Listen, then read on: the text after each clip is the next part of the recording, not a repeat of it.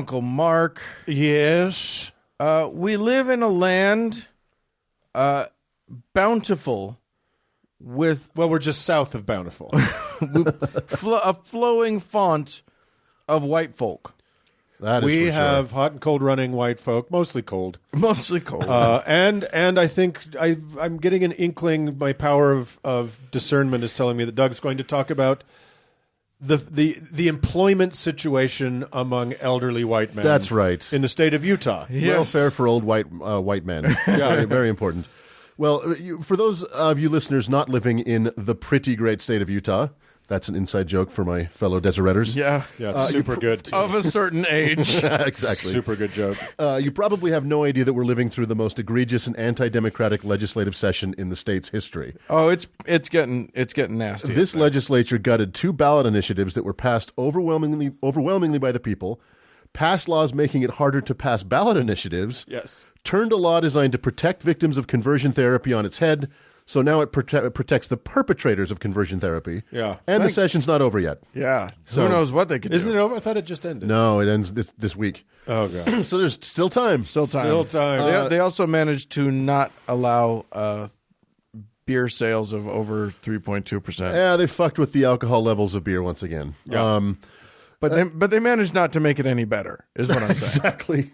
And because of gerrymandering, our legislature is 90% Mormon and unabashedly takes their marching orders from church leadership in nakedly unconstitutional ways.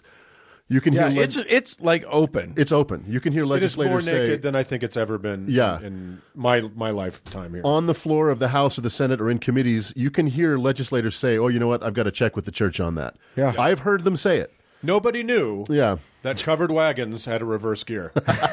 But boy, howdy, did they jam it in and stomp on the That's right. horse. So, since The ox. since the state of Utah takes its direction from its ecclesiastical leaders, has it ever seemed to you, dear uncles, like the Mormon Church is just a wee bit behind the times in terms of our current social climate What? in this country? I mean, Blasphemy. I'm pretty sure that they just caught up to Leave It to Beaver. So Oh my God, that We're would be in, that would be a leap. Does it seem like the LDS Church's stances on LGBTQ issues, racial issues, gender roles, etc., seem to be stuck in the 19th century? I mean, I'll go with yes. I'll see where this is going. There's a very specific structural reason for this, and it's the reason why this religion will never catch up to modern times. Those of you holding out hope that the church will modify its stances and join the rest of us in the 21st century are wasting your time. I would be happy with the early 20th century. That's right. Right? Yeah. And if any of you have family or friends that still practice Mormonism and are constantly making noises that things are changing, I'm looking at you, Mormons building bridges.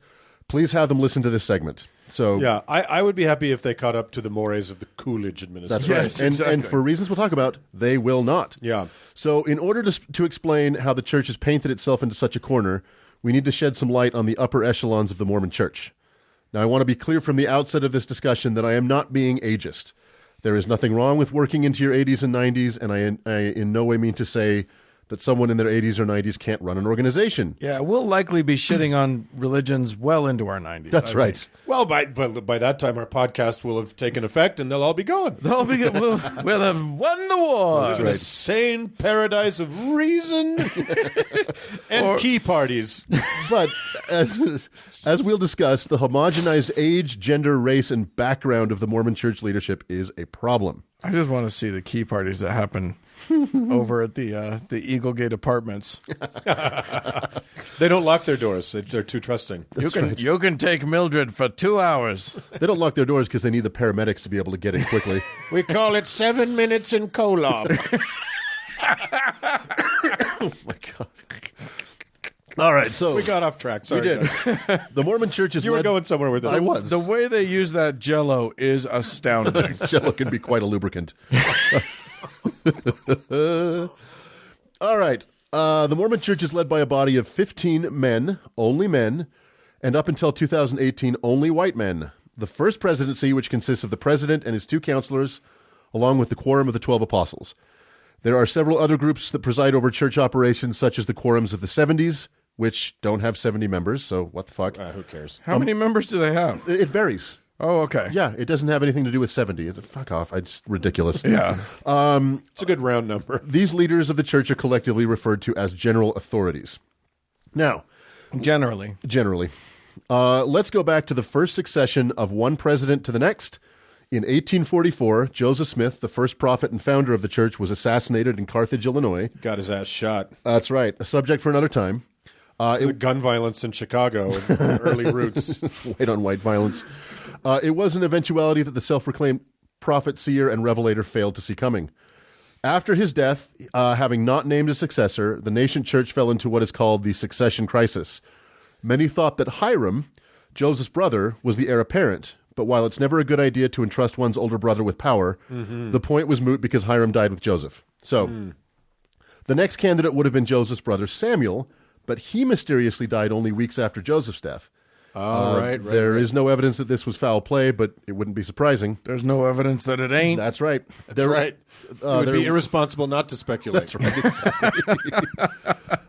There was another brother, William, who would seem to have had a claim and even tried to make a play, but he was apparently the Eric Trump of the Smith family, and no one took his claim seriously. Wait, what about me? Yeah, kid, that's great. Nah. You're cute. Although many people vied for the title, the main schism rested on whether Mormonism was to be a lineal succession church or not. Joseph's oldest son was only 11, and although many chose to follow him or stay in the Midwest, including Emma Smith, the vast majority of the church decided to follow Brigham Young, who, while making his case to an assembled crowd, is said to have taken on the voice and countenance of Joseph Smith. Right. Which was just an excuse. He was just he made the power play and it worked. That's right. Are you going to talk about how that was based on one woman's account? Much later, exactly. Right, it was total bullshit. It was backfilled story. Right. Yeah. But it was enough for the main body of credulous godfathers to follow him, or at least it was a reason to. Polygamy was also an issue, as those practicing polygamy, or at least accepting of it, followed Brigham, while those who rejected it stayed back in the Midwest. Yeah. By the way, P.S. This group that splintered off to follow Joseph's son and Emma became the Reorganized Church of Jesus Christ of Latter-day Saints, which is now called the Community of Christ. They still do not acknowledge that Joseph was ever polygamous. That's right. They're a bunch, really? Yeah. They that's their thing. I thought they were a little more straight up about all this shit. No, they're more straight. They're actually like super badass about a lot of stuff. They ordained women to the priesthood. Prophet. I'm not sure. I think about so. that. I think they do. They had to though, because it was a heritage religion, and they were one prophet only had daughters, so they had to make a change.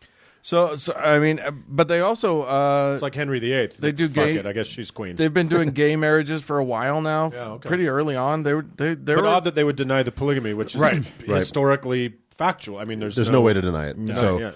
It's impossible to know what would have happened if one of the other claimants, such as Sidney Rigdon, Oliver Cowdery, or James Strang, had won the battle. But American history would certainly be very different, and the three of us wouldn't be sitting here today. They all won their own battles. They all had splinter sects. They all got a Pontiac. But most of them fizzled out. Pretty. But how much cooler is it to say you're a Strangite? Cooler. Than a Brighamite. So after that schismatic mess, the church instituted a more orderly process of succession. So now, when a Mormon prophet dies, the new prophet is selected with all the pomp and circumstance of a quarterly corporate board meeting. Right. The first presidency is dissolved, and the two counselors revert back to their former ranks, and then the longest-serving apostle is automatically the new prophet. Ta-da! As God intended. Exactly. Although there is a sustaining vote that must be unanimous, it's a mere formality. Yeah. So now the new prophet then selects and then the white counselors. Smoke comes out of the trumpet of Moroni. Instead of white smoke issuing from the chimney of the Vatican, Mormons receive a memo reminder to update their action items. Right. Yeah, the white smoke comes out of Hires on 7th East. It's a burger joint, Yeah. So Mormons brag about this system because they think it's done in such an orderly and predetermined way. There is no jockeying for power or electioneering like those filthy Catholics. Right. So seniority is all important. But you could trip the old guy if you needed to. That's right.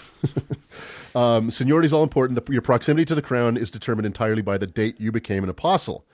Now, this sets up a couple potential future crises because apostles Uchtdorf and Bednar, apostles Rasband, Stevenson, and Runland, and apostles Gong and Soares were promoted at the same general conferences in 2004, 15, and 18, respectively.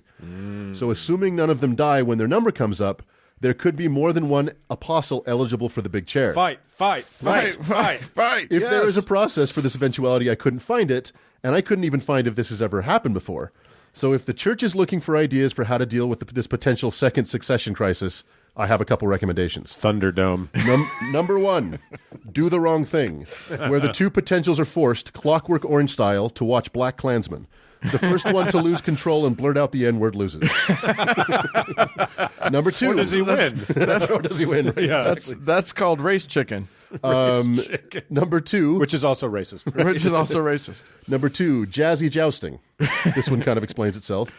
And number 3, unless you don't know that a jazzy is a little mobility scooter. Yes. Who doesn't know that? I was imagining music playing. Number 3, the D is silent, where each potential may choose a Lamanite to fight to the death for them on the BYU quad while they watch from atop a pile of human skulls. All right. So here's the thing. Okay. And it's what we've been building up to. Yeah. While orderly and free of drama, this system of succession has, and always will, doom the church to be perpetually 100 years in the past. Yeah. And will prevent it from ever modernizing its positions. Here's why.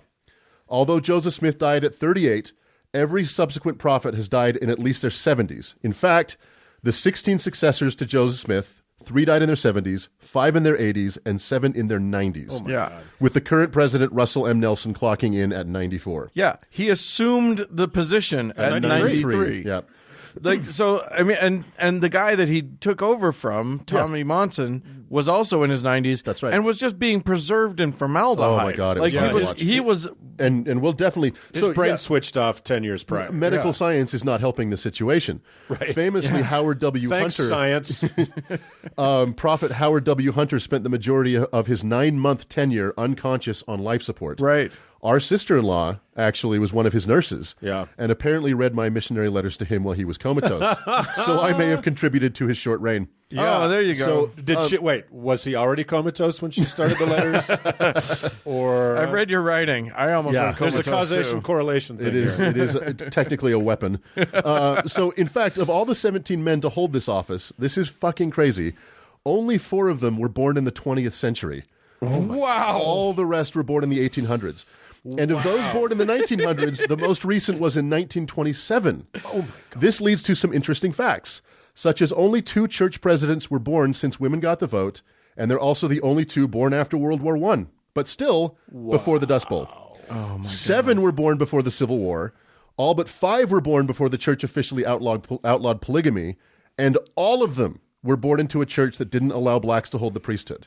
In fact, most of them died in a church that didn't allow blacks to hold the priesthood. My God. Meaning that there have been conversations like, wait, can we send missionaries to the Ottoman Empire?